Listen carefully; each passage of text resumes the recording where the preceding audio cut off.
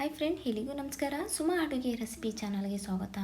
ನಾನಿವತ್ತು ಒಂದು ರುಚಿಯಾಗಿರುವಂಥ dry fruits ಹಾಕಿ carrot halwa ಮಾಡಿದ್ದೀನಿ. ತುಂಬ ಟೇಸ್ಟಿಯಾಗಿರುತ್ತೆ.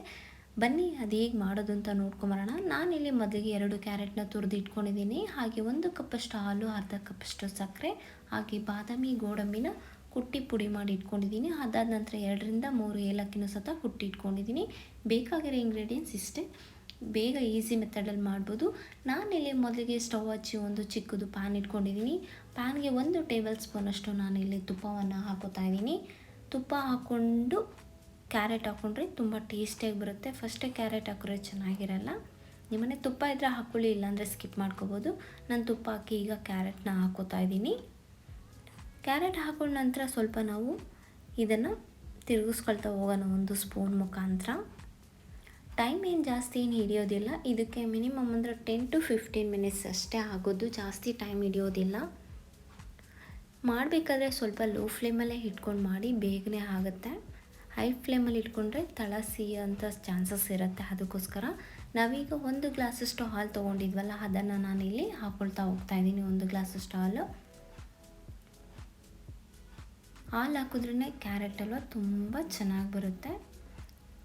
ನಾನು ಇನ್ನೊಂದು ಸ್ವಲ್ಪ ಮಿಗಿಸ್ಕೊಂಡಿದ್ದೆ, ಅದನ್ನು ಸ್ವಲ್ಪ ಇಲ್ಲಿ ಹಾಕ್ಕೊಂಡು ನಾನೀಗ ತಿರುಗಿಸ್ಕೊಳ್ತಾ ಹೋಗ್ತಾ ಇದ್ದೀನಿ. ನೋಡಿ, ಇಲ್ಲಾಂದರೂ ಇದನ್ನು 1-2 ನಿಮಿಷ ನಾವು ಬೇಯೋದಕ್ಕೆ ಬಿಡಬೇಕಾಗುತ್ತೆ. ನೋಡಿ, 2 ನಿಮಿಷ ಆದಮೇಲೆ ಸ್ವಲ್ಪ ಹಾಲೆಲ್ಲ ಕಮ್ಮಿ ಆಗಿರುತ್ತೆ.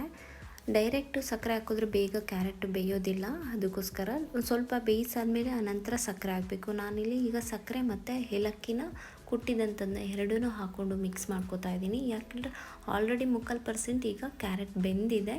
ಹಲ್ವಾ ರೆಡಿ ಆಗ್ತಾಯಿದೆ. ನೋಡಿ, ಚೆನ್ನಾಗಿ ಮಿಕ್ಸ್ ಮಾಡ್ಕೊಂಡ ನಂತರ ನಾನೀಗ ಫೈನಲಾಗಿ ಲಾಸ್ಟ್ದಾಗಿ ಬಾದಾಮಿ ಮತ್ತು ಗೋಡಂಬಿನ ಕುಟ್ಟಿದಂಥದ್ದನ್ನ ನಾನಿಲ್ಲಿ ಹಾಕೋತಾ ಇದ್ದೀನಿ. ನೀವು ಈ ಥರನೂ ಮಾಡೋಕ್ಕೆ ಇಷ್ಟ ಇಲ್ಲ ಅನ್ನೋದಾದರೆ ತುಪ್ಪದಲ್ಲಿ ಕರೆದ್ಬಿಟ್ಟು ಬಾದಾಮಿ ಗೋಡಂಬಿ ದ್ರಾಕ್ಷಿ ಇದ್ರೂ ಸದಾ ಆ ಥರನೂ ಹಾಕ್ಕೊಂಡು ಮಾಡ್ಕೋಬೋದು. ನಾನು ಈ ಥರ ಹಾಕ್ಕೊಂಡು ಮಿಕ್ಸ್ ಮಾಡ್ಕೋತಾ ಇದ್ದೀನಿ. ನೋಡಿ, ಚೆನ್ನಾಗಿ ಹಲ್ವಾ ರೆಡಿ ಆಗಿದೆ. ಅದ್ರ ಲಾಸ್ಟಲ್ಲಿ ಏನು ಮಾಡ್ತೀನಿ, ನಾನು ಮನೆಯಲ್ಲೇ ಮಾಡಿದಂಥ ತುಪ್ಪವನ್ನು 2 ಟೇಬಲ್ ಸ್ಪೂನಷ್ಟು ತುಪ್ಪವನ್ನು ನಾನಿಲ್ಲಿ ಹಾಕೋತಾ ಇದ್ದೀನಿ. ಹಾಕ್ಕೊಂಡು ಮಿಕ್ಸ್ ಮಾಡ್ಕೋತಿದ್ದೀನಿ. ಹಲ್ವಾಕ್ಕೆ ತುಪ್ಪ ಇದ್ರೇ ತುಂಬ ಟೇಸ್ಟಾಗಿರುತ್ತೆ, ರುಚಿಯಾಗೂ ಕೊಡುತ್ತೆ. ಫೈನಲಾಗಿ ರೆಡಿ ಆಯಿತು ಕ್ಯಾರೆಟ್ ಹಲ್ವಾ. ಬನ್ನಿ ಒಂದು ಪ್ಲೇಟ್ಗೆ ಸರ್ವ್ ಮಾಡ್ಕೊಳ್ತಾ ಇದ್ದೀನಿ ನಾನು, ಒಂದು ಚಿಕ್ಕದು ಬೌಲ್ಗೆ. ನೋಡಿ ಹೇಗೆ ಬಂದಿದೆ ಅಂತ. ಜಾಸ್ತಿ ನಾನು ಡ್ರೈ ಫ್ರೂಟ್ಸ್ ಹಾಕಿರೋದ್ರಿಂದ ತಿನ್ಬೇಕಾದ್ರೆ ಅದು ಸಿಗುತ್ತಲ್ಲ, ತುಂಬ ಚೆನ್ನಾಗಿರುತ್ತೆ. ನಾನು ಮಾಡಿದ ಇವತ್ತು ರೆಸಿಪಿ ನಿಮ್ಮೆಲ್ರಿಗೂ ಇಷ್ಟ ಆಯಿತು ಅಂದ್ಕೊತೀನಿ.